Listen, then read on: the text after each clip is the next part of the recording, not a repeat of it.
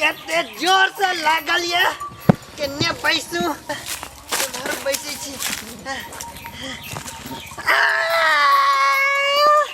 बे कते गगो खर छै त गरियो जाइ छै सबसे कहै छलिए जजमान के कि हमरा चूड़ा दही नहीं दिया एते चूड़ा दही दे दैया कि सबटा लग जाइए केने बैसू त भाई खुटिए टुटिए सौसे छै पूरा गाछी बौरा गेलो लेकिन कतो बैसे वाला नहीं मिलल कहीं कतो कोई जनाना तनाना आबि जात इहो दिक्कते भए जात कतो बैसो कैमरो साथी ई चिकन चुनमुन जगह छै एते बैस जाइ छी हमर कोई छब्बो नहीं करल छै एते बैसे दे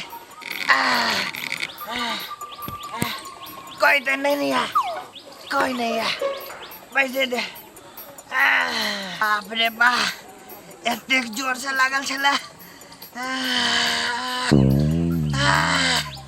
रोड पर तो झाड़ा फिरे में और निक लगे छै चिकन चुनमुन रहल कते निक छै गाछी ताछी में खरपतवार गिर जाय छला हने एते बैठ गेल कते आनंद आबि रहल अछि सो ब्यूटीफुल भी कितना मस्त लग रहा है ये सब गे लालिया गे यहो से नीक लगतो जहन आम महीना आइली तब बुझी पकल कच्चा डमक सब रंग के आम देखैतो एतेक नीक लगता से समझी जे घूमते रही आ जाने छी एई जगह बहुत नीक नीक जगह छै घूमे वाला गे अच्छा हां तते जे छै तू के जे छै से काहे के बोले छी गे हम बचपन से लेके बाहर ही रह गए दीदी, तुम तो जानती हो।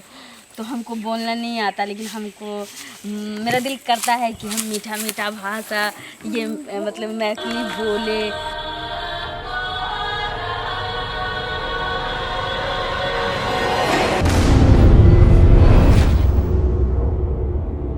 ये भाषा मेरे को बहुत अच्छा लगता है, इसलिए हम चाहते हैं दीदी हमको सिखाओ बोलना, हम सीखेंगे। हाँ गे मैथिली भाषा सबसे मिठास भाषा है, जाने छी जे मैथिली जे छै से आइ 2 दिन ला कोई बम्बई दिल्ली कतो बाहर चल जेतो आ तेरा मेरा तो वो मैथिली भाषा भूल जाए छे, तोड़ मरोड़ करे लगे छे। आ जाने छी सुनने में इतना मीठा लगता है तो बोलने में कितना अच्छा लगता होगा ना।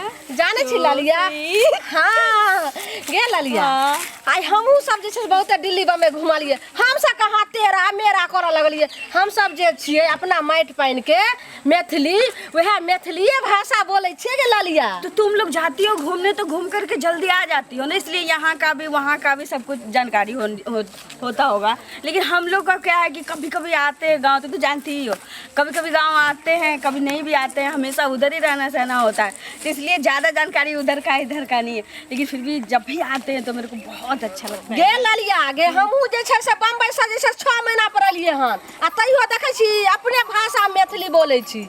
हैं तू एतै रह हमरा साथे आ धीरे धीरे धीरे धीरे तोरा हम जे छै से सब संस्कार सिखा देबो। इसे पूरा हमर पाइन हरिया देलक, आप कथि सम्मति करब हैं? एहन एकरा सबके देखाई नहीं दै छले है, ई पूरा पाइन हमर हरा चल गेल। की कहिए मोगी सबके हैं? आप कोनो उपाय करो हैं? ओ एकटा उपाय तो जरूर सुझल हैं, एकटा उपाय सुझल आई ढेपा से तो शुद्ध कोनो चीज नहीं है, कोई तो देखे तो नहीं है। चल आई यहाँ से शुद्ध कर ले छी, चल शुद्ध करे दे।